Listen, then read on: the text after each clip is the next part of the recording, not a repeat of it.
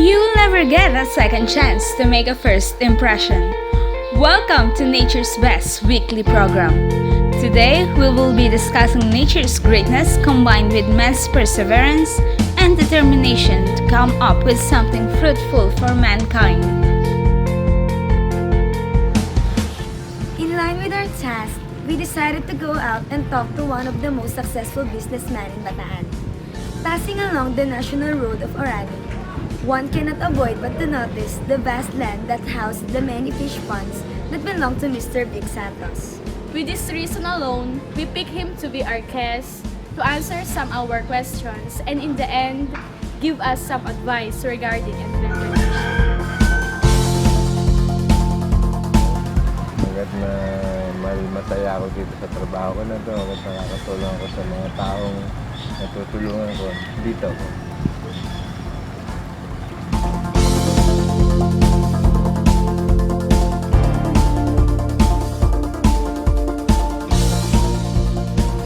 Good day, sir. Thank you for giving us your time. It seems that you've been successful in this business. Based on our research, you own the vast array of fishing ponds. Is it difficult to start a business like this? Nagsimula kasi ako dito, hindi naman masyadong mahirap din. Meron ka lang konting puhunan, at saka meron kang syaga.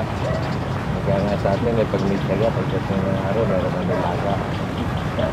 Magandang negosyo ng flag.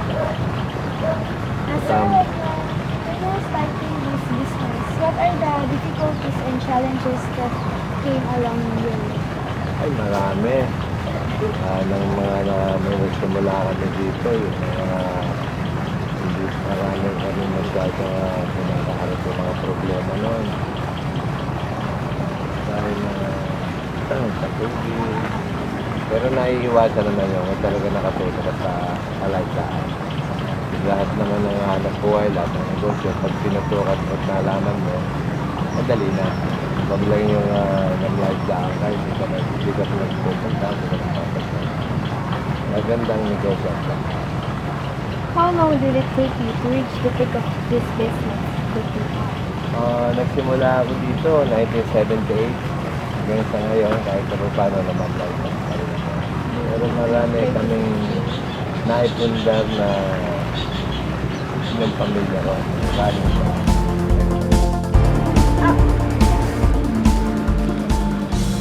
What kind of fishes are here, sir? meron kami dito pangasios, tinatawag na Indori, tsaka may halong tilapia yan, tsaka konting mudfish, yung bulig, tinatawag tilapia. Can you combine two fishes in one pond? Minsan, hindi lang 2 piraso. Sa ibang pan ko, may alimango, merong hipon, merong tilapia, may bangon. Dito ko lang. Dito sa pan na to, ang nakalagay ko lang dito ang pangkasyon at saka tilapia at saka yung mudfish, yung bulig. Pwede na yung pagaloin dito. Sir, how many kilos does each fish weigh? Right na, sa ngayon, meron ng kanyan.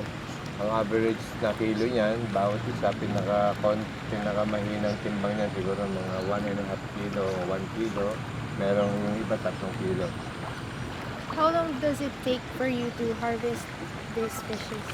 Nagsimula kami mag-harvest niyan mula pa nung August. Pero sa darating na October 25, birthday niya na, 1 taon na yun eh. Nakapagbawas na rin kami ng siguro mga kulang 10 tons, 10 tonelada dyan. Around siguro kung bibilangin namin yung mga mga 7,000 piraso. Sir, where did the fingerlings of this fish come from? Galing sa kanya, sa Nueva Ecija, sa Blue Bay Hatchery. What kind of feed do you give these fishes?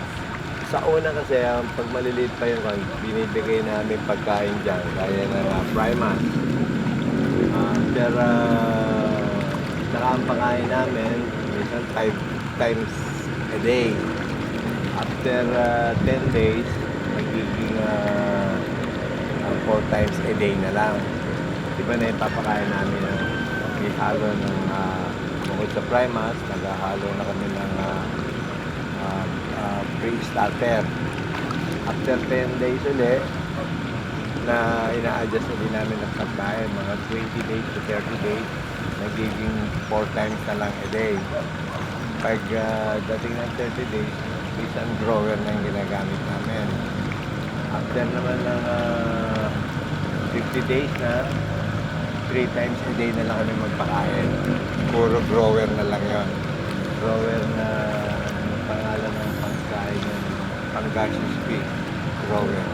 Number 1 hanggang number 6 yun. Sir, except those kind of feeds, do you give them others? Meron akong binibigay ng mga pagkain dyan. Unang-una, yung pag medyo mura ang kamatis, pag 4 pesos to 5 pesos lang, nagbibigay ako. Kagaya ng swas, yung kalabasa. Pag ganun din ang presyo, pag 5 piso lang, nag-i-stock din ako ng mga tala-talawang tonelada. Tsaka itong pinagsapalan ng inyog, nagpapakain din ako. Tsaka kangkong. Bukod sa feeds, ayun ang pinapakain ko sa Pangasius.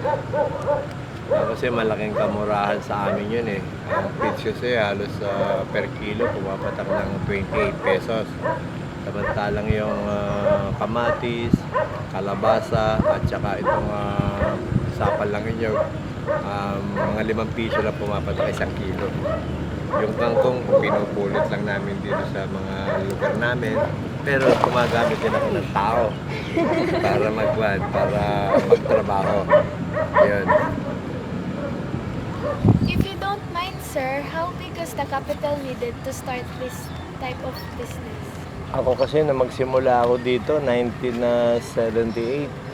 Siguro mga starting capital namin na mga 54,000 pesos.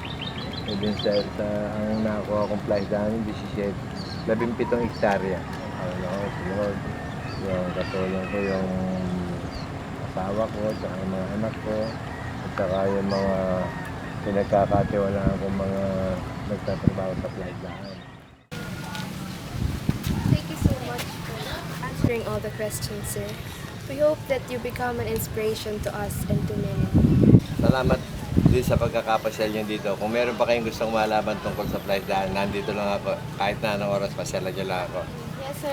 Thank you. Thank you. Salamat din.